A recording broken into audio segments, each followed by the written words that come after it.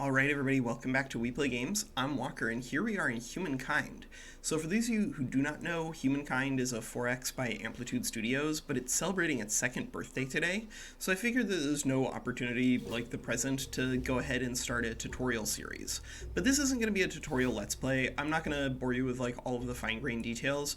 Rather, this is going to be like a tutorial meta conversation, and I'm just going to break down a game of Humankind, talking about each era and highlighting the important things about that era in turn. So here in Humankind, at the beginning of the game, you start in the Neolithic Era. In Humankind, broadly, it's like a lot of other 4Xs, you want to get powerful, but it's a little different from the other 4Xs because of the victory condition. The victory condition here is just have the most fame at the end of the game. Fame, of course, is generated by a lot of different things. Generally, you're going to get a lot from stars, which are like general accomplishments that your culture or civilization has been able to achieve within each era. But you can get fame from building cultural wonders or discovering natural wonders or completing specific competitive deeds.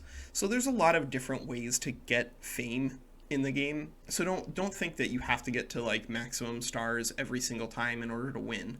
You can also do a world conquest if you so desires. If you vassalize everybody, then you win the game that way, or if you just directly conquest everybody, you can win the game that way. But that can be a little difficult to achieve depending on the size of the map. So just be aware that fame is important, but it has to be balanced against general 4X rules, right? You want to make sure that you are growing, that you are powerful, and then fame is sort of like an output of becoming powerful rather than something that you tunnel vision towards. So here in Humankind, we are beginning in the Neolithic Era. We have access to this unit, a tribe. At the beginning of the game, tribes are not particularly strong. That you see here that they have 10 strength, but they're incredibly useful because they can grow population. So I'm playing on fast. If you're playing on normal speed, then you're going to have a different growth curve in terms of how many food you need in order to grow a new pop. I generally prefer playing on fast rather than blitz because it still gives you like the full 4X experience while also not, taking 17 years to play all the way through the way Endless really works. But I think the most important thing when it comes to Humankind and the beginning of the game is trying to determine when it's appropriate for you to leave the Neolithic Era. So if you spend a lot of time in the Neolithic Era, you can pick up all 3 of these stars. Each of these, of course, is going to give you fame as a reward. But critically, you need to keep in mind that once you move into the Ancient Era, these tribes are going to promote into scouts. That's going to give them more unit stats, but it also means that they can't get food from going to pickups like this, and they can't get food from doing animal hunts, and they don't get influence from doing animal hunts, and influence is insanely important at the beginning of the game. So the first tip that I want to give to you is be very careful about when you leave the Neolithic Era. This is sort of also historically important, simply because there's a measurable impact on the general amount of calories that people get access to and the general amount of nutrition that people get access to in agrarian societies versus hunter-gatherer societies. That said, if you delay the promotion into the Ancient Era for too long, it can slow you down. Wonderful. But here's the next tip and trick. If you get food and you get a new population, unless you're getting the population from an animal hunt, the new population that you got access to actually starts with full movement. And so what you can do in Humankind is if you get a pop from a pop-up like that, you can split the new tribe off, and that allows you to do the 4X part, explore a lot faster. Sometimes you get lucky and you find that you've discovered something like immediate right away, right next door.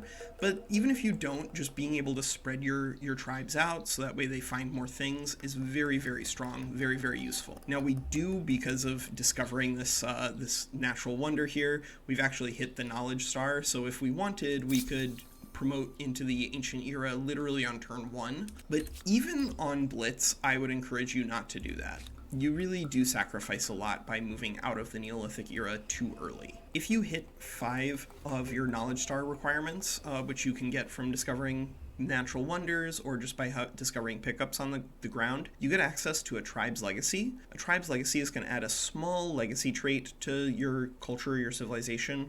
Waddle and Daub gets you extra industry per population. Plant lore gets you extra food. Astronomy gets you extra science. Which of these things you lean into kind of does depend on the direction you're trying to take your culture and civilization. All three of these are very, very powerful. That said, I think generally science is the weakest in the early game because a lot of the things that you get access to here that are pro-science, like the Babylonians, they don't have a lot of extra influence. And at the beginning of the game in Humankind, influence really is king. It's the thing that lets you put down outposts. It's the thing that allows you to attach outposts to cities. It's the thing that lets you build cultural wonders.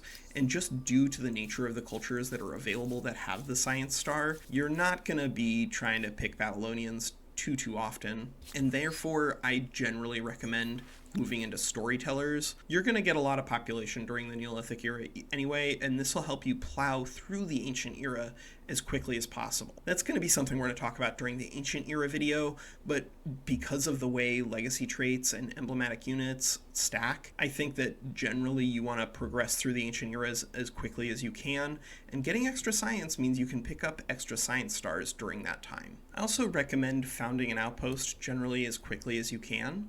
Founding an outpost is going to give you access to not only growth in that location, because you're going to get food on the outpost and therefore the ability to grow more population, the ability to get an extra tribe if you so desire, but of course the outpost is going to claim this land for yourself. Oh boy. Well, this is going to be a pretty interesting start because we're right next to two natural wonders.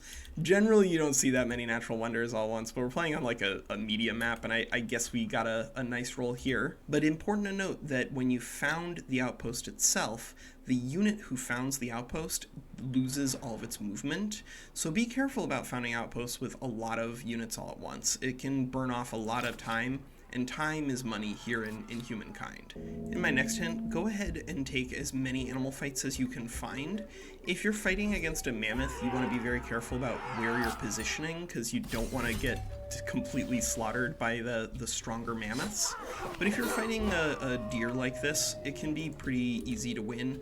Just make sure that you defend. The deer is going to spend its time attacking us, and because we're on the defense here, we're going to have extra combat strength, and the way that damage is distributed here in Humankind is based off of combat strength. The more damage the enemy takes, the more that they lose strength here. You see that -1 strength from combat status. So if you can resist them for a little bit, let the AI attack into you, you can preserve the tribe that you have here for a future victory, and critically, we got extra influence from that and extra food. And that really is like the most important thing when it comes to the beginning of the game here in Humankind. Do not sacrifice your ability to be powerful on turn 15, because that's like when you start seeing other AI generally, and the way to start wars is through having more population. Population are units. Population is also going to be influence once we have settled cities. So population really is super duper important, and if you sacrifice too much of it, it can be costly. Now, if you're lucky enough to find a river pretty early on, then my recommendation is go ahead and find a tribe that can just walk along the river. The river can spawn freshwater drops, and freshwater is 15 food. So freshwater is up there with mammoths in terms of just like really quick ways to get extra population. And of course, another really important trick here is go ahead and combine units if they have 5 food available. So you can see here, our tribe that we fought the deer with last round is very badly wounded. It would lose almost certainly if we attacked the deer with it this turn.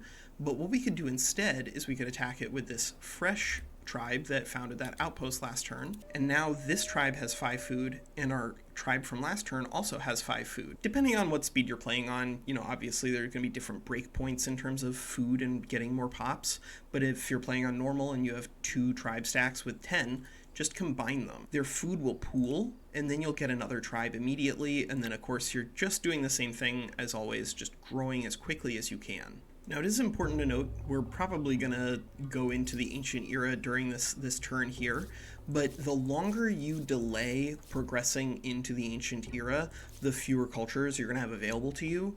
The AI right now really does prioritize pushing into the ancient era, I think a little too quickly for its own benefit. It likes to grab it pretty much as soon as it gets enough fame to make progress. Like you can see here that almost all of the AI has already moved into the ancient era, and almost all of them only at 100 fame. And that's a big problem for the AI because it means that they're missing out on this giant amount of growth that you get access to. But of course, by doing this plan and trying to get as much influence as possible during the early game, you are going to be sacrificing access to different types of cultures. The AI generally likes to pick very specific cultures depending on which sort of AI you're playing against. Each AI has a personality type, and that informs the cultures that they lean towards. So be aware that if you are playing Neolithic and you're trying to become as powerful as possible, it means sacrificing a little bit in terms of your choice. But that's not always a bad thing, because the AI does like to avoid some of the really, really powerful ancient era cultures here. But the reason that I'm highlighting that we're probably going to ascend now is that A, we've already picked up all 3 stars, and B, we have a lot of population. So this population right now, it's basically all tribes people out here, but the moment that we flip into the ancient era, as I said, they're going to turn into scouts. Those scouts in turn are not going to grow population on their own, and critically, they're going to cost gold upkeep.